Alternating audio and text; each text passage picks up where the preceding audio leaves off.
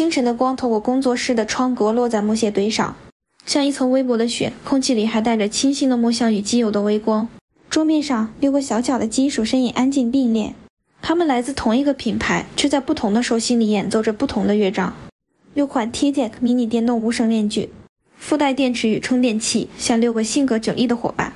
正等待被认识、被使用、被放在适合的场景里。窗外的鸟鸣伴着早起的钟声，一切看似平常，却在这一个小小的工作台上聚合成一段关于力量、轻盈以及人和工具彼此信任的微型史诗。设计哲学在他们之间并非语言的重复，而是呼吸的竭力。我的视角有些像一名旁观的工程员，一如同一个长期记录者，记录着这6把工具如何在同一条线索上延展，轻量化、无声化、便携、刀头的快速更换，人体工学的贴合，电池寿命与充电效率的平衡。这并非单纯的卖点罗列，而是在每一次握持时都能感知到的细腻差异。无双马达的高效带来持续性的动力输出，锂电池化学的安全性让人敢于把它带到花园的角落和屋顶的小场景里。充电器的快速充电特性像一位默默无闻的助手，在你忙于修剪、整理木板时提供一块不会打断你节奏的后盾。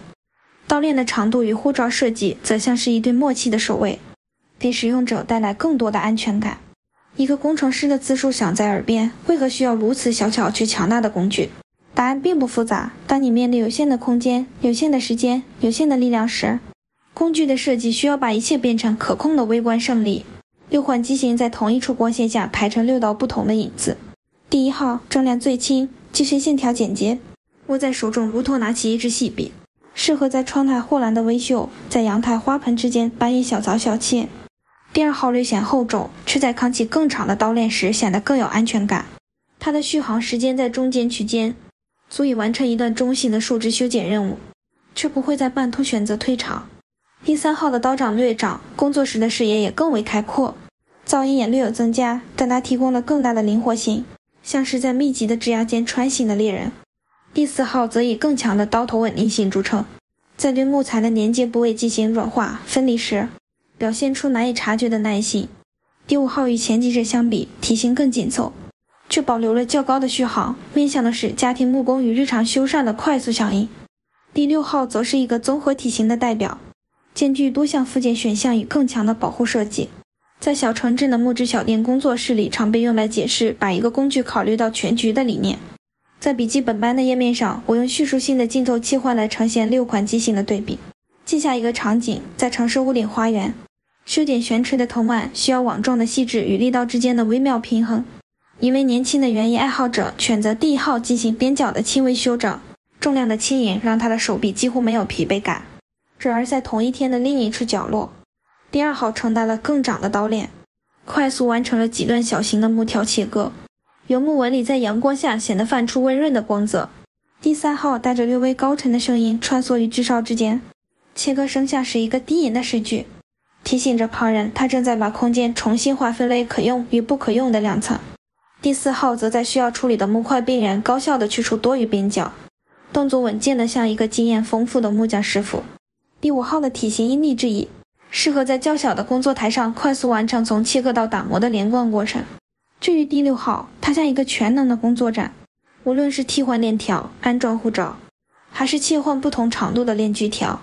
都无需在工具箱里翻到失望的角落。真实世界的场景并非只见6个机身的对比，还需要故事性与情感的交错。于是在社区花园的改造现场，在乡村小木屋的季节维护，在露台上自制家具的日常里，6款机型像6位不同身份的角色出现。第1段故事来自退休木匠的孙女，她在自家后院试着给一张木桌上漆之前，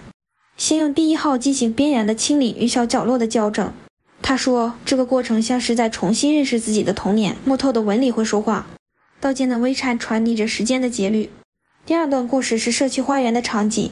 年轻的园艺师用第2号快速切割和整理补路的木条，为新建的围栏做框架，队友们在一旁谈笑，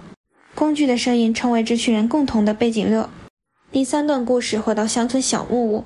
一位青年创业者并用第3号和第4号进行木质楼梯的改造，他在白墙之上绘下新的纹理，仿佛要在木头的肌理中刻画一个新的故事。第4段则是一位家庭用户的日常修缮，5号带着轻盈的步伐完成了露台扶手的修复，孩子们围在一旁，看着木屑像雪花一样落下。最终，6号成为夜晚临时的工坊主，他用一个模块化的收纳箱把工具与各种附件整理得井井有条，仿佛把一天的工作收拢在一个小小的港口里。这些场景并非故意的对话，它们相互呼应，揭示工具与人、人与自然以及社区之间的关系。安全永远是第一章的隐形主线，像一条透明的丝线缠绕在每一次操作之中。卧室里有防护眼镜、防护手套、耳塞的细碎声音，也有在示范课上与教师讲解的温和语调。我们不会提供危险性操作的分部教程，但会让读者清楚地理解，在任何场景下佩戴合适的防护用品，遵循制造商的使用指引，在清晰的场地里工作，妥善存放并定期维护，都是让轻量级工具真正进入日常生活的前提。废旧电池的回收与再利用也成为情节里不可回避的话题。社区工作坊的演示场景里，志愿者把旧电池集中进行回收与分类，在孩子们好奇的目光中讲解循环经济的意义、工具的安全与生态责任，已成为这6个伙伴共同的伦理底色。随着故事推进，设计师的观点悄然走入叙事。未来5到10年，6款机型的命题并非只在于更轻更小，他们更关注模块化与维护的便捷性、充电速度的进一步提升、材料强度的提升以及电池回收体系的完善，都会让这6个伙伴在全球不同市场上有更广阔的舞台。也许在某个海边小镇，6号会成为公共木工车间的核心设备，在不同语言与文化之间分享同一套省力而高效的工作方式。也许在高山地区，第1号将成为初学者的第一把工具，用它来学会握持、谨慎以及对木材情绪的理解。未来的世界、未来的材料以及循环经济的理念，都在6个不同的声音里交错呼应，共同成长。在文学化的叙述中，6款机型被赋予更深的隐喻与象征。他们像6种性格的伙伴，有温和，有张力，有节制，有探究，有耐心，有变革。木屑与时间的关系仿佛成为一条隐形的河流，沿着桌面的边缘缓缓流动，光线在木屑上跳跃，像为沉默的伙伴们点亮内心的舞台。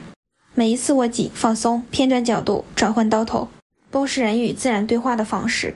工具的重量不仅是物理的指标，也是心灵的重量。你愿意把这份责任背在肩上，还是让它成为次要的压力？在这6个伙伴的陪伴下，小型木工与园艺的日常被重新定义。它们不再被视为高成本的专业设备，而是一种可普及、可持续的生活方式的载体。文章的结尾回到最初的场景，清晨的工作台，窗外的鸟鸣，木屑的香气，以及6款伙伴的安静等待。轻量化的力量既是技术的革命，也是生活方式的转折点。你可以在本地组织一次小型的志愿修缮，或是在社区开设一个面向家庭与年轻人的木工工作坊。你也可以像故事中的家人一样，尊重工具，尊重材料，尊重自然，把每一次修缮当成一次对自我与社区的修复。6款机型的出现带来的是更高效的协作、更多的安全感，以及对环境负责的态度。它们的存在像是把人、工具与自然拉近了一步距离，让日常的修缮不再是繁琐的劳动，而成为一种温柔而坚定的实践。站在窗边望向花园里新栽的树苗，心中忽然明白，工具并非冷冰冰的金属，它们在使用的过程中建立起人与人之间的信任，建立起社区的互助关系，甚至让一个家庭的日常生活拥有一种可持续的可能性。当你愿意让这6位伙伴共同加入你的日常，轻量化的力量就会从桌面升起，传播阳光，抵达你手心的每一个角落。也许世界并不需要更多的巨型工具来改变现状，而是在更小的尺度上提供更高效、更安全也更有温度的解决方案。6款 TTEC 迷你电动无绳链锯及其电池与充电器，正是在这样的哲学下被设计、被使用、被传递，从个人的修缮到社区的互助，从日常的木作到对环境的关照，构成一条关于轻盈、关于力量、关于人和自然共同生长的细长而坚韧的线。如果把这场写作当作一次观察，那么观察的重点就在于如何让科技的小巧成为生活的尺度，而非喧嚣的炫技；如何让安全成为习惯，而不是额外的负担；如何让可持续成为一种日常的选择，而不是一个口号。6款机型给出的答案并非单一的答案，而是一组互相呼应的答案。他们在不同的场景中以不同的速度完成任务，讲述不同的故事，承载不同的情感。最终的意义可能不是谁的刀更锋利，谁的续航更长，而是我们愿意让工具进入生活的深度，愿意让我们在修缮中看到另一种生活的可能性。清晨的光继续在工作台上延展，木屑的相机像是把记忆再次封存，等待下一次使用的时刻。六种声音在这一天的节奏里，逐渐合并成一个共同的呼吸，清亮、可携、可持续，也温柔与坚定地陪我们走过每一段小小的修缮旅程。